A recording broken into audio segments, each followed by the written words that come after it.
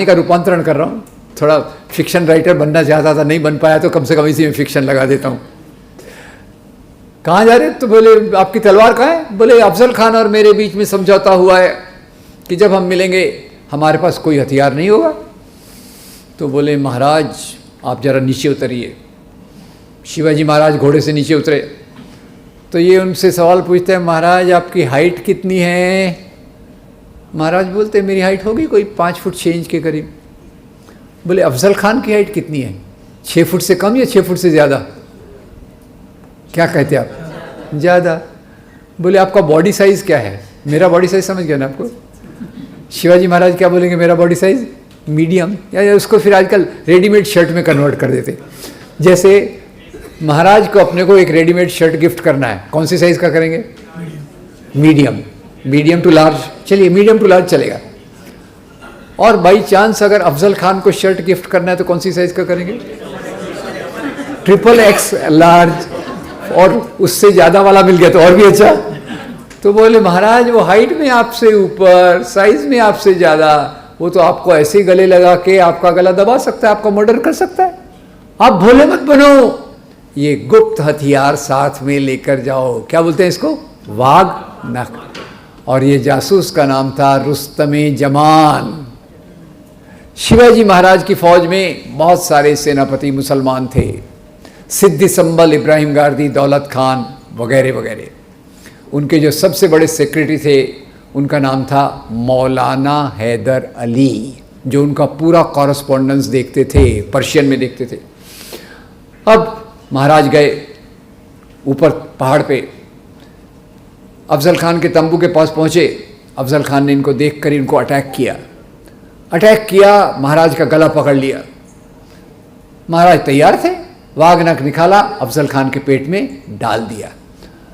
अफजल खान चित हो गया नीचे। और जैसे अफजल खान मर रहा था, अफजल खान के बचाव के लिए उनका सचिव आया जिसका नाम था कृष्णाजी भास्कर कुलकर्णी। रिपीट, शिवाजी महाराज के साथ कौन था? रुस्तमे जमान।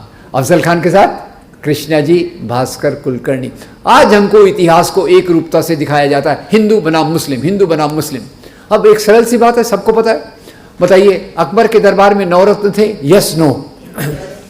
इन नवरत्नों में कुछ नवरत्न हिंदू थे, नाम बताइए।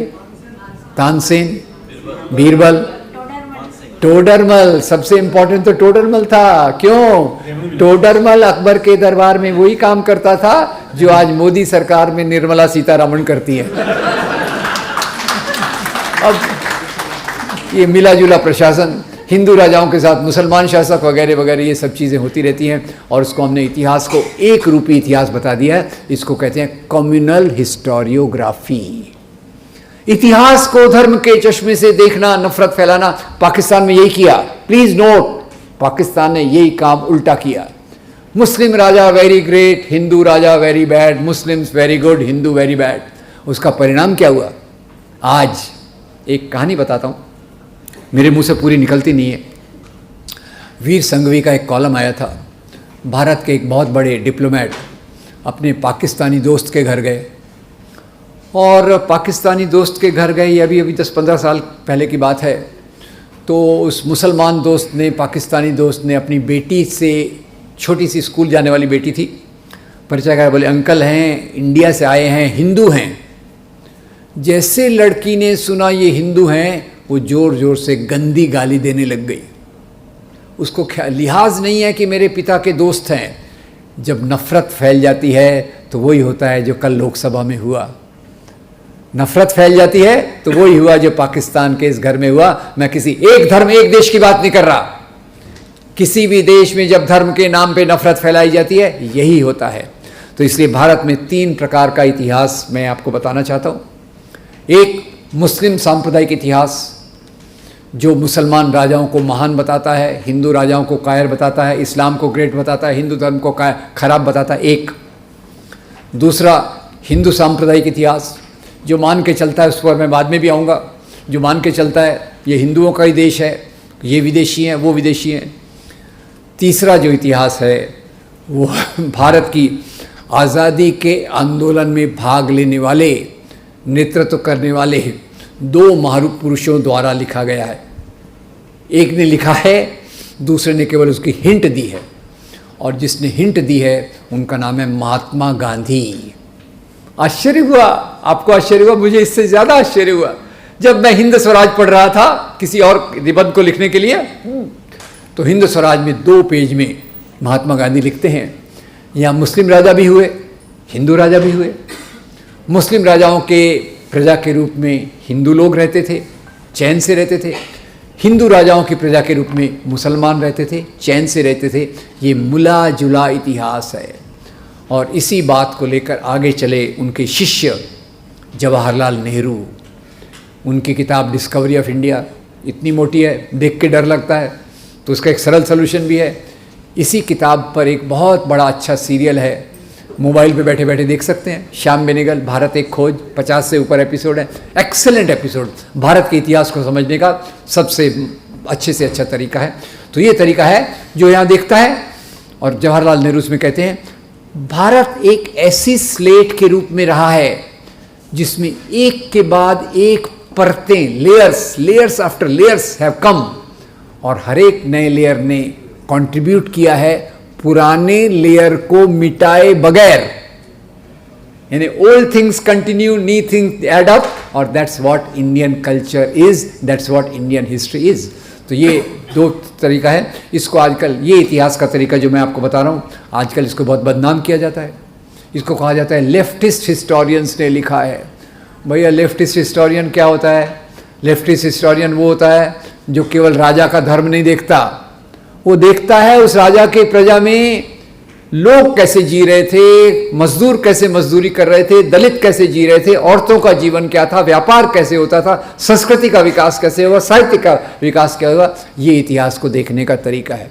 और वो जो हिंदू बनाम मुसलमान वाला इतिहास जो व्हाट्सएप यूनिवर्सिटी और व्हाट्सएप और सब तरीके से पॉपुलर किया गया, उसने आज की चेतना का निर्माण किया है, जिसके चलते एक स्कूल की टीचर एक लड़के को, मुसलमान लड़के को खड़ा कर देती है, तुमने होमवर्क नहीं किया, और बाकी लड़कों को बोलती है आओ इसको एक एक करके मारो। ये उस नफरत का आधार है जो इस गलत इतिहास के आधार पे बना है। खैर, तो क्या हम हमेशा लड़ते रहते थे? हमारे मेल जोल नहीं था? मेल जोल के तरीके क्या हैं? अब मेल जोल का तरीका तो देखना है तो हम अपनी सभ्यता, संस्कृति, साहित्य, कला, खाने पीने की चीज़ें, कपड़े पहनने की चीज़ें देखिए। क्रिश्चियंस का मैं ज़्यादा उल्लेख नहीं करूँगा, वैसे 2.3% है आटे में नमक केसरी का, उनको छोड़ देते हैं, उन पे भी अत्याचार हो रहे हैं। कभी बाद में अगर आपको वक्त मिला तो हम उस पर बात करेंगे। पर मेल जोल में सबसे पहले अगर किसी का नंबर आता है तो क्रिश्चियंस का ही नंबर आता है। बताइए, आप लोग बर्थडे वगैरह मनाते हैं क्या? Yes, no? क्या करते हैं? केक करते हैं। Very good. हम में से ज़्यादा पुरुष कौन से कपड़े पहने बैठे हैं? कहाँ से आए? जहाँ से आए नो प्रॉब्लम। रामायण महाभारत में इस प्रकार के कपड़े नहीं पहनते थे। हमारे देवी देवता भगवान राम, भगवान लक्ष्मण इस प्रकार के कपड़े नहीं पहनते थे। और हमारी सीता मैया और वो सब, उनके भी कपड़े अलग प्रकार के थे। कपड़ों में बदलाव आया। सभ्यता बदलती रहती है। सभ्यता एक बहती हुई नदी है, ये ठहरा हुआ तालाब नहीं है जो खड़े होकर उसमें गंदगी आ जाए। आपको पता है सिलाई की कला भारत में कैसे आई?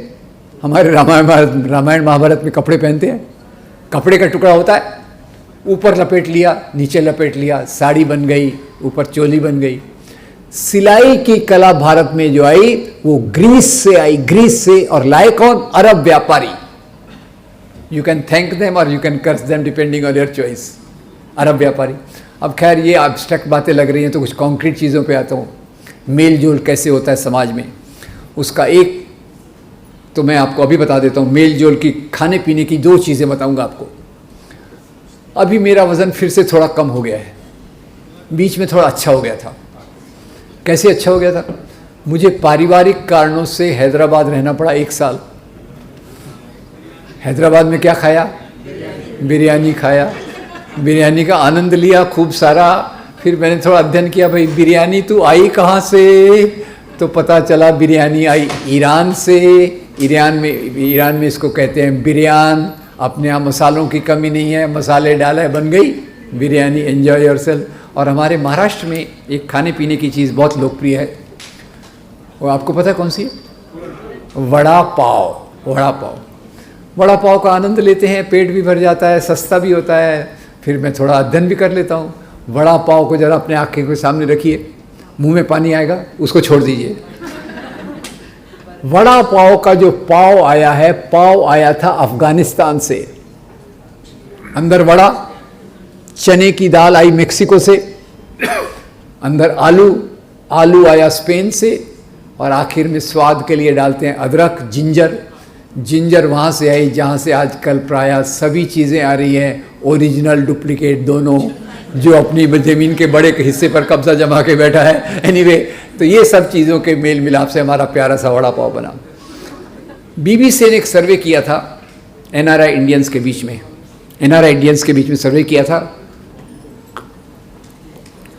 हिंदी फिल्मों के जो सबसे लोकप्रिय भजन हैं उसकी लिस्ट बताइए। लिस्ट आई, और लिस्ट में जो भजन थे उनमें एक भजन मुझे बहुत पसंद है। खैर, आप थोड़ा मेरे आगे की जनरेशन के हैं इसलिए शायद आपको पता नहीं होगा। एक फिल्म थी बैजू बावरा। बैजू बावरा में एक गीत था, मन तड़पत हरि दर्शन को आज, मन तड़पत हरि दर्शन को आज। लिखने वाले शकील बदायूनी, गाने वाले मोहम्मद रफ़ी, संगीत देने वाले नौशाद अली। ये है मेरा इंडिया, जहाँ आप इस प्रकार के, और आपको पता है महाभारत सीरियल की पटकथा किसने लिखी थी? स्क्रिप्ट भाई मासूम रजा। ये है मेरा इंडिया। और इसमें एक पर्सनली एक बार हम जावेद अख्तर साहब का लेक्चर सुन रहे थे। जावेद अख्तर साहब बता रहे थे कि वो तो फिल्म वर्ल्ड में हैं, तो एक बार एक फिल्म निर्माता कुछ भगवान श्री कृष्ण पे फिल्म बना रहे थे, तो उनको लगा भाई जावेद अख्तर तो मुसलमान परिवार से आए हुए हैं, ये भगवान कृष्ण पे क्या लिखेंगे। तो बड़े झेपते झेपते उन्होंने कहा, जावेद साहब इसमें तो पर भगवान कृष्ण पे कुछ लिखना पड़ेगा, कविता कैसे करेंगे। तो जावेद साहब भी बहुत चालाक, बोले हाँ ठीक है, मैं कोशिश करता हूँ, अगर आपको ठीक लगे तो ठीक है, नहीं तो दूसरे से लिखवा लेना। जावेद साहब गए, दूसरे दिन आए, लिखे, बैठे, संगीत प्रोड्यूसर बैठे हैं, संगीत निर्देशक बैठे हैं, सुनाया उन्होंने भगवान कृष्ण वाली कविता सुनाई, और प्रोड्यूसर और संगीतकार दोनों दांतों तले उंगली दबा के बैठ गए। बोले जावेद साहब इसमें भगवान कृष्ण के 16 नाम आपने दिए हैं जो हमको भी नहीं पता, हम हिंदू, हमको नहीं पता, और आपने ये कैसे लिखे। तो ये हमारे जो मेल जोल का प्रतीक है वो है, और इसी में एक मेल जोल का बहुत अच्छा प्रतीक है। हमारे महाराष्ट्र में तो कोई भी मंगल कार्यक्रम होता है, मंगल कार्यक्रम होता है, पवित्र कार्यक्रम होता है, तो उसकी शुरुआत ज़्यादातर एक शहनाई से होती है। किसकी शहनाई? उस्ताद बिस्मिल्लाह खान। और ज़्यादातर उस्ताद बिस्मिल्लाह खान की जो शहनाई है वो हिंदू देवी देवताओं को समर्पित है। और उस्ताद बिस्मिल्लाह खान कहाँ रहते थे आपको बता दूं जरा? हिंदुओं के पवित्र शहर बनारस में, हिंदुओं की पवित्र नदी गंगा के किनारे, हिंदू मंदिरों की सीढ़ियों पर बैठकर इन्होंने अपने संगीत का सृजन किया। ये है हमारे मेलजोल का, और मेलजोल की उच्चतम परंपरा तो हमारे धर्म की परंपराओं में देखने को मिलती है। जिस धर्म के नाम पर आज समाज में खून की नदियां बहाई जा रही हैं, उसी धर्म के अंदर ऐसी 2 परंपराएं हुई जिसमें बहुत मेल जोल दिखता है और जिसमें मुझे बहुत मानवतावाद के मूल्य दिखते हैं। आपसे पूछूंगा, संत कबीर को मानने वाले केवल हिंदू थे या हिंदू मुसलमान दोनों थे? सूफी संत की दरगाह पे जाने वाले केवल मुसलमान हैं या हिंदू मुसलमान दोनों हैं? और देखिए, भारत में इसी दौरान एक जो बड़ा धर्म विकसित हुआ, सिख धर्म। कभी आपको पता है गुरु ग्रंथ साहब में क्या है? गुरु ग्रंथ साहब में सभी संतों की सभी अच्छी अच्छी चीज़ें जो सभी धर्मों की है उसमें समाहित है। भारत की मेल जोल की परंपरा का एक उच्चतम बिंदु ये भी दिखता है। तो खैर, अब इसको आज हम एक रूपी देखते हैं, और इसमें जो सांप्रदायिकता का सवाल आया वो कैसे आया। अब ये चैप्टर 2, बाद में हम मुसलमानों को मिलेंगे, 4 बच्चे क्यों पैदा करते, 40 बच्चे क्यों पैदा करते, 4 बीवियाँ क्यों रखते, हम बेचारे तो एक ही बीवी के साथ रहना पड़ता है वगैरह, उस पर बाद में आता हूँ। थोड़ा पहले ये देख लेता हूँ भारत में सांप्रदायिकता कैसे आई। उसके पहले एक सवाल है जो शायद मैंडेटरी है, आप सब लोग इसका जवाब देंगे, मुझे खुशी होगी। ये भारत को आज़ादी कब मिली? हाँ, 1947। Thank you very much. क्योंकि मैं बड़ा कन्फ्यूजन में हूँ। एक बड़ी एक्टर ने बोला भारत को आज़ादी मिली 2014 से, तब से मैं रोज हर जगह पूछता रहता हूँ। तो अब ये बताइए, देश की गुलामी किसको बोलते हैं? देश की गुलामी किसको बोलते हैं? मैं दो बताता हूँ, आप जरा मन में सोचिए सही है कि नहीं। देश की गुलामी उसको बोलते हैं जब देश की संपत्ति को लूटकर बाहर ले जाते हैं, नंबर 1। नंबर 2, जब देश का प्रशासन बाहर से चलाया जाता है। ठीक है, तो अब ये अभी प्रधानमंत्री जी भी बोले ना, 1000 साल की गुलामी के बाद हम नई पार्लियामेंट में जा रहे हैं, थैंक यू वेरी मच। तो क्या अकबर का पीरियड गुलामी का पीरियड था? अकबर यहाँ की संपत्ति कहाँ बेचता था? काबुल, कांधार, मक्का, मदीना, या कहीं नहीं? कहाँ बेचता था? कहीं नहीं। यहाँ रहा, यहीं मरा। औरंगजेब इतना खराब, खतरनाक, खूंखार, यहाँ रहा, यहीं मरा। यहाँ की संपत्ति बाहर नहीं ले गया। क्या वो बाहर से इंस्ट्रक्शन लेता था क्या, काबुल के बादशाह से या इधर से उधर से? तो याद रखिए दोस्तों, देश की गुलामी चालू होती है अंग्रेज़ों के आने के बाद। वो बड़ी एक्टर आपको मिल जाए ना, जो लकड़ी के घोड़े पर बैठकर झांसी की रानी की एक्टिंग करती है, तो उसको भी ज़रा बता देना कि भाई हमारी गुलामी अंग्रेज़ों के आने के बाद चालू हुई। ठीक है, अब अंग्रेज़, तो ये बताइए अंग्रेज़ लोग भारत में क्यों आए? हेलो, व्यापार करने। व्यापार करके रुक गए क्या भैया? अपनी कंपनी प्रॉफिट में है, चलो घर। आगे क्या किया? शासन किया, और उसके बाद किया, देश की संपत्ति लूटकर ले गए। देश की संपत्ति लूटकर ले गए। उसका एक छोटा उदाहरण देता हूँ। शशि थरूर की बहुत अच्छी किताब है the dark era of empire. पर इतने में आपको मैं सारांश में कह दूं कि जब ब्रिटिश यहाँ आए थे, औरंगज़ेब के समय India's contribution to global GDP, global GDP जो मेरे को ज़्यादा नहीं समझती, 24% था। और जब ब्रिटिश ने भारत छोड़ा तब ये कंट्रीब्यूशन हो गया 4%। करेक्ट? तो ये इतना लूटपाट उन्होंने किया, केवल कोहिनूर हीरा नहीं ले गए। अब अंग्रेज़ आए, उनको यहाँ शासन करना है, यहाँ की संपत्ति लूट के ले जाना है, तो वो कई परिवर्तन लाए। कुछ परिवर्तन टाइम के साथ होते हैं, कुछ परिवर्तन अपने इसके लिए होते हैं, अपने स्वार्थ के लिए होते हैं, और कुछ परिवर्तन ऐसे होते हैं आप अपने स्वार्थ के लिए करते हो पर उससे लोगों का भी भला होता है। तीनों चीज़ें देखेंगे हम। तो पहला परिवर्तन उनको लाना पड़ा कि जैसे मान लो भोपाल में है, वो भोपाल से कोई सामान लेके जाना है, उनको कहाँ लेके जाएंगे? ये भोपाल से संपत्ति लूट के कहाँ ले जाएंगे? इंग्लैंड। तो भोपाल से सामान कैसे ले जाएंगे इंग्लैंड? वो पहले कहाँ ले जाना पड़ेगा? बॉम्बे चलें, बॉम्बे। तो भोपाल से बॉम्बे सामान पहले कौन सी गाड़ी पे जाता था? बैलगाड़ी। सिंपल, बेचारी अपनी गरीब वाली बैलगाड़ी। अंग्रेज़ों ने बोला ये बैलगाड़ी कब भोपाल से निकलेगी, कब बॉम्बे पहुंचेगी, नहीं चलेगा। उसके बदले बुलाए रेलगाड़ी। तो पहला परिवर्तन याद रखिए, रेल। दूसरा, अब ये परिवर्तन आप सब बता सकते हैं मुझे। दूसरा, ब्रिटिश वाइसराय कलकत्ता में रहता है, उसको अपने ऑफिसर्स को लेटर्स भेजना रहता है। तो बताइए अंग्रेज़ों के आने के पहले लेटर्स, पत्र कौन ले जाता था? कबूतर। Very good. घुड़सवार भी ले जाता था, कबूतर भी ले। पर कबूतर का एक प्रॉब्लम बता, प्लेजर। कबूतर का एक प्लेजर और प्रॉब्लम बता था।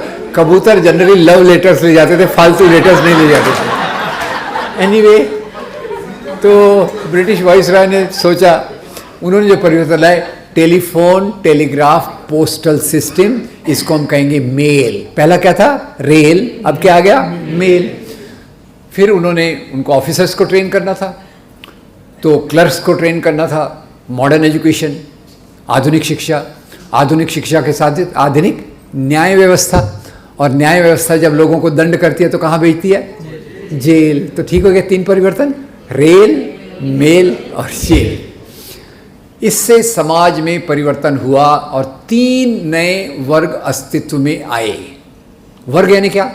ये एक वर्ग है। वर्ग यानी वास्तविक वर्ग होता है एक प्रकार का काम करने वाले लोग। एक प्रकार का काम करने वाले लोग, मजदूर वर्ग, किसान वर्ग, शिक्षक वर्ग, LIC ऑफिसर्स को भी एक वर्ग बना देते हैं, नो प्रॉब्लम। ठीक, एक प्रकार का काम करने वाले लोग।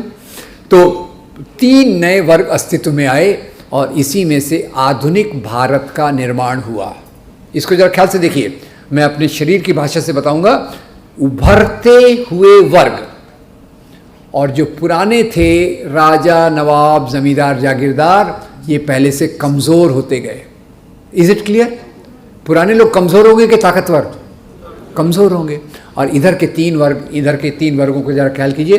पहले थे व्यापारी, उद्योगपति, टाटा, बिरला, बजाज, सिंघानिया, डालमिया। फैक्ट्रियाँ डाली, फैक्ट्रियों में काम कौन करेगा? मजदूर। तो दूसरा वर्ग आया मजदूर वर्ग। और तीसरा आधुनिक शिक्षित वर्ग, आपके और मेरे पूर्वज आधुनिक। ये तीन वर्ग हो गए। इसी तीन वर्गों के उदय के साथ दो बड़ी इंपॉर्टेंट प्रक्रियाएं चली। एक प्रक्रिया थी दलितों के बीच में शिक्षा, और ये काम किया ज्योतिराव फुले ने। ज्योतिराव फुले, गुड और बैड? Thank you. फिर दूसरी, उसी के साथ साथ उनकी पत्नी Savitribai Phule, authority in herself, उसने एक काम किया, लड़कियों के लिए स्कूल खोला। लड़कियों के लिए स्कूल खोला, और लड़कियों के लिए स्कूल खोला तो इतना इजी नहीं था। ऐसा नहीं था कि भाई हम यहाँ LIC ऑफिसर्स बन गए, हम यहाँ बैठे, इतना आसान नहीं था। लड़कियों के लिए स्कूल खोलना बहुत मुश्किल था। उनकी स्कूल की पहली शिक्षिका नाम था फातिमा शेख। सावित्रीबाई फुले और फातिमा शेख की समस्याओं को एक दो वाक्य में मैं डिस्क्राइब करूँगा। जब वो स्कूल जाती थी तो अपने साथ एक्स्ट्रा कपड़े ले जाती थी, साड़ी वगैरह। क्यों? उनको भी अपने प्रधानमंत्री जैसा 4-4 घंटे में ड्रेस बदलने की आदत थी क्या? फिर क्यों ले जाते थे? लोग कीचड़, गोबर, पत्थर फेंकते थे, इसलिए बेचारियों को ले जाना पड़ता था। ठीक है, हर एक का अपना अपना कारण, प्रक्रिया वही है, कारण अलग हो सकता है। ठीक है। अब तो वो लड़कियों की शिक्षा, और लड़कियों की शिक्षा का विरोध भी बहुत हुआ। लोगों ने ये शिक्षा का विरोध धर्म के नाम पे किया। सबसे दुख की बात यह है, जब भी समाज में कोई परिवर्तन की प्रक्रिया आती है, लोग धर्म के नाम पर उसका विरोध करते हैं। मंदिर में दलित जा रहे हैं, महात्मा गांधी 1935 में आंदोलन, अंबेडकर के बाद महात्मा गांधी कोशिश करते हैं दलितों का मंदिर प्रवेश, तो उनका विरोध कौन करते हैं? उनका विरोध वो करते हैं जो खुद को सनातन बोलते हैं। सनातन शब्द आजकल डिबेट में है, उसमें मैं नहीं जाऊंगा। महात्मा गांधी 1935 में जवाहरलाल नेहरू को एक पत्र लिखते हैं कि ये सनातन लोग आजकल मेरा बहुत विरोध कर रहे हैं, क्योंकि मैं दलितों के मंदिर प्रवेश के लिए पूरा काम कर रहा हूँ, ये मुझे बहुत गालियाँ दे रहे हैं वगैरह वगैरह। ऐसे मोटे तौर पे कह रहा हूँ। कई बार धर्म के आवरण में पुरानी प्रक्रियाओं को जिंदा रखने की कोशिश की जाती है, और यही बात स्त्रियों की शिक्षा के साथ हुई, दलितों की शिक्षा के साथ हुई, दलितों के मंदिर प्रवेश के साथ हुई, दलितों के साथ सहभोजन के साथ बात हुई। तो खैर, इधर 5 प्रक्रियाएं आ गई हैं। 5 प्रक्रियाएं क्या आ गई है? व्यापारी, उद्योगपति वर्ग, मजदूर वर्ग, शिक्षित वर्ग, दलितों में शिक्षा, स्त्रियों में शिक्षा। ये आधुनिक भारत का निर्माण है। इसी में से भारतीय आज़ादी का आंदोलन, India as a nation in making बना, और इसी में से कुछ चीज़ बनी। इसकी मैं एक्सरसाइज आपको शॉर्टली दूंगा। अब जो पुराने राजा, नवाब, जमींदार, जागीरदार थे, उनको लगा कि भाई ये जो परिवर्तन है ये हमारे धर्म पे एक संकट है। तो मुसलमान नवाब क्या कहेगा? इस्लाम खतरे में। हिंदू राजा क्या कहेगा? हिंदू धर्म खतरे में। मोटा एक स्टेटमेंट करता हूँ, धर्म कभी खतरे में नहीं होता। धर्म कभी खतरे में नहीं होता। खतरे में होते हैं कुछ मूल्य, कुछ वैल्यूज़ जो उनके प्रॉफिट के लिए होते हैं, उनके लाभ के लिए होते हैं, और खुद के हित संबंधों को बचाने के लिए वो धर्म का आवरण पहनते हैं। अब इसी से हम देखेंगे, इधर से उभरते वर्गों से कुछ संगठन बनते हैं। अंग्रेज़ों के आने के बाद एक बहुत अच्छी प्रक्रिया ये होती है संगठनों के बनने की। LIC ऑफिसर्स एसोसिएशन, या जो भी आपका, ठीक है, एम्प्लॉयज़ एसोसिएशंस। औरंगजेब के समय एसोसिएशन थी क्या? टीचर्स एसोसिएशन, हमारी मांगे पूरी करो, हमारी तनख्वाह बढ़ाओ, नहीं हो सकता था। ये कॉलोनियल पीरियड में चालू होता है। Excellent process. तो इधर से 3 वर्ग आते हैं, 3 ऑर्गेनाइजेशंस आते हैं, इधर से 3 ऑर्गेनाइजेशन आते हैं, और आपको केवल इतना समझना है कि इधर के नामों में क्या है। मुझे ये मत बोलिए नाम में क्या रखा रहता है। विलियम शेक्सपियर कहते हैं नाम में क्या है। मैं कह रहा हूँ नाम में है। LIC एम्प्लॉयज़ एसोसिएशन जब बोलता है तो LIC के एम्प्लॉयज़ के वेलफेयर का ख्याल रखने के लिए, अधिकारों को बचाने के लिए होता है, मैं राइट? तो इधर के भी जो संगठन है उनके नाम में भी मतलब है, और इधर के भी जो संगठन है उनके नाम में भी मतलब है। तो उभरते वर्गों के 3 संगठनों के नाम मेरी मदद कीजिए। इसके 3 प्रतिनिधि मैं लेता हूँ। बहुत सारे लोग हैं, आज़ादी के आंदोलन में हज़ारों लाखों लोगों ने कुर्बानी दी, सबका नाम मैं नहीं ले रहा, मैं केवल 3 नाम आपके सामने रख रहा हूँ। आपको केवल उनके संगठनों के नाम मुझे बताना है। पहले व्यक्ति का नाम है शहीद आज़म भगत सिंह, संगठन का नाम HSRA, Hindustan socialist Republican association. नौजवान भारत सभा भी उनका था। नाम को ख्याल रख लीजिए, यहाँ भगत सिंह को यहाँ रखिए, यहाँ रखिए, कम से कम नाम याद रखिए, भगत सिंह को भूलना नहीं है। दूसरा, भीमराव बाबा साहब अम्बेडकर, बहुत सारे संगठन बनाते हैं, schedule caste federation, independent labour party, और आखिर में एक पार्टी की रूपरेखा रखते हैं जिसके बहुत सारे टुकड़े अभी मौजूद हैं, रिपब्लिकन पार्टी ऑफ इंडिया। और तीसरी पार्टी में मैं एक के बदले 4 नाम ले रहा हूँ, 4 नाम ले रहा हूँ। मौलाना अबुल कलाम आज़ाद, एनी बेसेंट, सरदार बलदेव सिंह और मोहनदास करमचंद गांधी। क्या कांग्रेस? इतना डर के क्यों बोल रहा है? मैं उनको वोट देने के लिए बोल रहा हूँ क्या? मैं वोट देने के लिए नहीं बोल रहा। वोट देना आपका अधिकार है, किसी को भी वोट दो, नहीं दो आपका प्रॉब्लम। नहीं दो तो नहीं देना चाहिए, किसको दो आपकी चॉइस है। पर पूरा नाम क्या है इसका? भारतीय राष्ट्रीय कांग्रेस। तो 3 नाम याद रखेंगे, नौजवान भारत सभा, रिपब्लिकन पार्टी ऑफ इंडिया, भारतीय राष्ट्रीय कांग्रेस। अब इधर से राजा, नवाब, जमींदार, जागीरदार पहले तो साथ साथ रहते थे।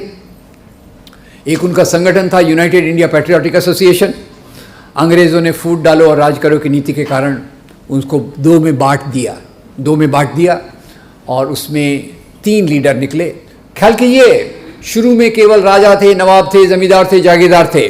बाद में सवर्ण, संभ्रांत, एलीट, बहुत एजुकेटेड लोग उसके साथ जुड़ गए। पर शुरू में उसका नाइडस क्या है, कोर क्या है, न्यूक्लियस क्या है? राजा, नवाब, जमींदार, जागीरदार। और 3 नाम मैं ले लेता हूँ, तो 3 नाम बुरा मत मानिएगा, उनका मैं नाम ले रहा हूँ, आपको पार्टी का नाम बताना है। पहला नाम है मोहम्मद अली जिन्ना, पार्टी का नाम वेरी गुड, मुस्लिम लीग। दूसरा नाम विनायक दामोदर सावरकर, हिंदू महासभा। माफ़ कीजिएगा, मैंने उनको वीर शब्द का इस्तेमाल नहीं किया क्योंकि वो वीर थे और वीर नहीं भी थे, दोनों थे, इसलिए मैंने वीर शब्द का इस्तेमाल नहीं किया। पहले वीर थे, बाद में बोले माफ़ी, पहले वीर थे, बाद में माफ़ी वीर बन गए, इसलिए मैं उसका नाम ले रहे। हिंदू महासभा, ठीक है। मुस्लिम लीग, हिंदू महासभा। और इसी विनायक दामोदर सावरकर ने 1923 में अपनी किताब में हिंदुत्व, हिंदू राष्ट्र की परिभाषा की, और एक किताब उन्होंने हिंदू राष्ट्र की कल्पना की, हिंदुत्व का शब्द डिफाइन किया, और इसी को लेके एक संगठन बना 1925 में। और ये संगठन आज का सबसे बड़ा संगठन है, सबसे प्रभावशाली संगठन है। उसकी आलोचना करना आसान है, मुकाबला करना मुश्किल है। पहले ये लोग हाफ पैंट पहनते थे, आजकल प्रमोशन होकर फुल पैंट पहनते। क्या नाम है? राष्ट्रीय स्वयंसेवक संघ। कौन सा राष्ट्र चाहिए इनको? हिंदू राष्ट्र। मुस्लिम लीग को कौन सा राष्ट्र चाहिए? मुस्लिम राष्ट्र। हिंदू महासभा RSS को कौन सा चाहिए? हिंदू राष्ट्र। तो राष्ट्र की 3 कल्पनाएं यहाँ आ गई, तीनों अपने आप का दावा कर रही हैं।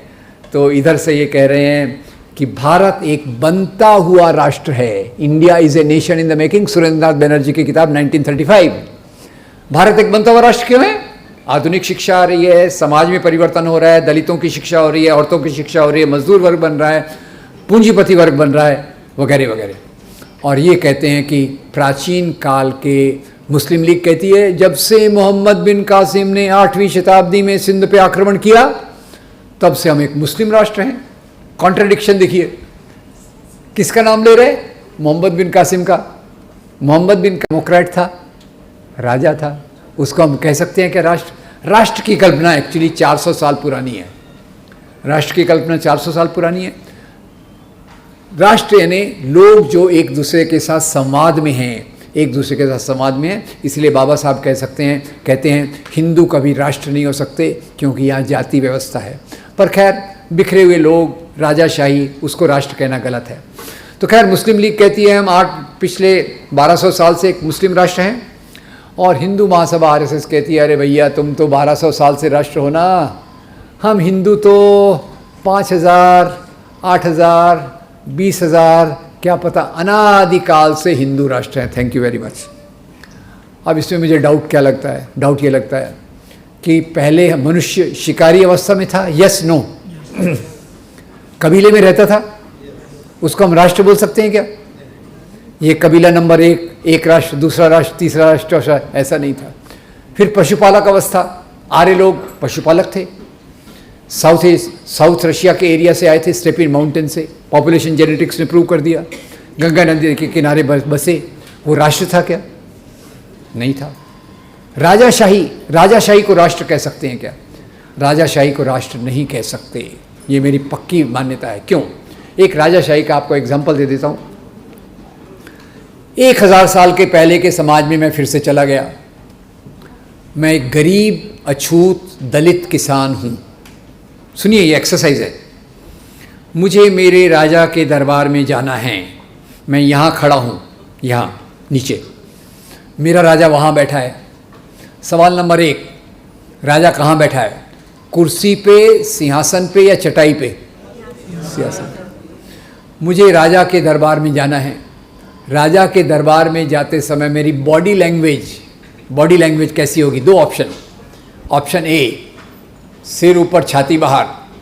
ऑप्शन बी, सिर झुका हुआ, कमर झुकी हुई और मैं सलाम नमस्ते करते जा रहा हूँ। ए या B? Thank you very much, आपने मेरी जान बचा ली। ऐसे जाता तो मारा जाता। अब मैं ऐसे चल के राजा के पास गया, मैंने अपना दुखड़ा रोया, अब मुझे वापस आना है, तो मैं क्या नेचुरल यू टर्न लेकर आ जाऊं? क्या करूं फिर? रिवर्स गियर मेरी बॉडी में है नहीं, फिर भी मुझे रिवर्स गियर में आना है। क्यों? अगर मैंने यू टर्न ले लिया, राजा को मेरी पीठ दिख गई, तो राजा का अपमान माना जाएगा। क्योंकि पुरोहित वर्ग, वो मौलाना हो या पादरी हो या आचार्य हो, पुरोहित वर्ग बताता था राजा डायरेक्टली किसका बेटा है? ऊपर वाले का। और मेरे जैसे लोग ऐरे गहरे, नत्थु खैरे, टॉम डिक एंड हैरी, तो मैं उसको अपनी पीठ कैसे दिखा सकता हूँ? ये राजाशाही होती है। तो भारतीय समाज में ये ऊंच नीच की व्यवस्था, जो पुराने मूल्यों का गुणगान करने वाले हैं, ऊंच नीच की व्यवस्था, एक तो राजा और किसान, दूसरा जाति व्यवस्था, जिसके बारे में बाबा साहब आम्बेडकर बहुत सुंदरता से कहते हैं। लोग कहते हैं भारतीय समाज एक महान समाज था, पर भारतीय समाज एक 4 मंजिला इमारत के जैसा था। 4 मंजिला इमारत, ब्राह्मण, क्षत्रिय, वैश्य, शूद्र, 4 मंजिलें तो हैं। इस महान बिल्डिंग में 4 मंजिलें तो हैं, पर इसमें सीढ़ियाँ नहीं हैं। सीढ़ियाँ नहीं है तो किसको नुकसान है? ऊपर वाले को तो नीचे आना नहीं है, नीचे वाला ऊपर जा नहीं सकता। ये और तीसरा जो है, कुछ महिलाएं भी हैं थोड़ी सी, इसलिए वो भी बता दूं। तीसरा एक पैट्रियार्की होती है। हर एक सामंती समाज में, राजाशाही के समाज में, मैं किसी भारत और एक धर्म की बात नहीं कर रहा, हर एक समाज में इस प्रकार की पैट्रियार्की होती है। और पैट्रियार्की का केवल मैं भारतीय उदाहरण दूंगा, एक सिंबल के आधार पे, और वो सिंबल है हमारी शादियाँ। हिंदू परिवारों में शादियाँ होती हैं, उसमें सबसे केंद्रीय सेंट्रल रस्म कौन सी होती है? कोई दान होता है? कन्यादान। पुत्रदान नहीं होता, क्योंकि कन्यादान की वस्तु है, कन्या she is a property of man, वगैरह वगैरह वगैरह। That is patriarchy. हर एक समाज में उस प्रकार से होता है। तो दोस्तों, एक तरफ से ये मूल्य उभरे, इसके प्रतिनिधि के रूप में मैं रखता हूँ भीमराव बाबा साहब आम्बेडकर को। और इधर के जो मूल्य थे, मुस्लिम लीग के हों, हिंदू महासभा के हों या आरएसएस के हों, एक बात यहाँ मैं बीच में ऐड कर दूँ कि धर्म के नाम की राजनीति केवल यहीं नहीं बढ़ रही, यहाँ तो बढ़ रही है, पाकिस्तान में तो बहुत बढ़ चुकी है, श्रीलंका में, सिलोन में बहुत बढ़ चुकी है। श्रीलंका में कौन से धर्म के नाम पे है ये राजनीति? बौद्ध धर्म के नाम पे। पाकिस्तान में इस्लाम के नाम पे, अफगानिस्तान में इस्लाम के नाम पे, और अमेरिका में भी क्रिश्चियन फंडामेंटलिज्म नाम की एक प्रक्रिया है। और ये जो सब राजनीतियाँ हैं, ये नाम लेती हैं धर्म का और उन मूल्यों का पुरस्कार करती हैं जो पुराने समय में थे। और इसके लिए मैं 2 उदाहरण देता हूँ। एक उदाहरण इधर से, भीमराव बाबा साहब अम्बेडकर, उन्होंने 2 मुख्य काम किए, बहुत सारे मुख्य काम किए, सॉरी दो गलत है मेरा। एक उन्होंने काम किया था, आंदोलन किया था कालाराम मंदिर का आंदोलन। क्या था कालाराम मंदिर का आंदोलन? हम दलितों को आप हिंदू बोलते हो पर मंदिरों में प्रवेश नहीं करने देते। आंदोलन किया, उनको सेटबैक मिला। उसके बाद उसी के साथ चौदार तालाब का आंदोलन कि हम दलितों को भी सार्वजनिक कुओं पर पानी पीने का अधिकार होना चाहिए, तो उसके साथ भी यही हुआ। और उसी के चलते उन्होंने किताब को जलवाया। उन्होंने खुद नहीं जलाई थी, उनके साथी जो थे बापू साहेब सहस्त्रबुद्धे। यहाँ आपको बता दूँ, बाबा साहेब ब्राह्मणवाद के विरोध में थे, ब्राह्मणों के विरोध में नहीं थे। तो उनके मित्र बापू साहेब सहस्त्रबुद्धे ने वो किताब जलाई थी। क्या नाम था उसका? मनुस्मृति। मनुस्मृति जलाते समय बाबा साहब ने सोचा होगा, मनुस्मृति में शूद्र और स्त्रियों की गुलामी के कानून दिए हैं, ये कानून मुझे मंजूर नहीं है, इसलिए मैं इस किताब को जला रहा हूँ। वही बाबा साहब अम्बेडकर बाद में जाके भारतीय संविधान की ड्राफ्टिंग कमेटी के अध्यक्ष बने। Right wrong? भारतीय संविधान हमें कौन सा मूल्य देता है जिसके ऊपर आज बहस चल रही है? स्वतंत्रता, समता, बंधुता, न्याय। तो इस प्रकार से बाबा साहब खड़े हैं कि शूद्र और स्त्रियों की गुलामी, गैर बराबरी के मूल्यों को समाप्त करके स्वतंत्रता, समता, बंधुता, न्याय के मूल्य लाओ। और आजकल तो बहुत सारे विचारक, वो जो हाफ पैंट वाले बहुत सारे विचारक यूनिवर्सिटीज़ में भी बहुत हैं, पैंट शर्ट वगैरह वगैरह पहन के, कुर्ता पायजामा पहन के बोलते हैं ये भारतीय संविधान क्या है, हमारे जो सांस्कृतिक मूल्य हैं वो ज़्यादा महत्व के हैं। सांस्कृतिक मूल्य तो हैं, पर भारतीय संविधान भी तो भारतीय संस्कृति से आया है। भारतीय संविधान बाहर से नहीं आया। भारतीय संविधान का पहला वाक्य क्या है? We the people of India. तो ये बाहर का नहीं है। अगर वो कहें कि भारतीय संस्कृति अलग है और संविधान अलग है, तो पहले तो मैं उसको वहीं खारिज करता हूँ।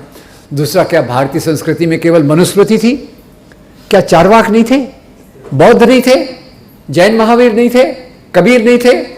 याद रखिए, तो वो एक मनुवादी संस्कृति को आधुनिक रूप में रख के भारतीय संविधान को हटाने की बात सबसे क्लियर एक व्यक्ति ने की थी। अगर आपने सुना होगा उसका नाम तो ठीक है, नहीं सुना तो भी ठीक है। उनका नाम था के सुदर्शन। सुना है ना? नहीं सुना, कोई बात नहीं। के सुदर्शन 2000 में आरएसएस के मुखिया बने।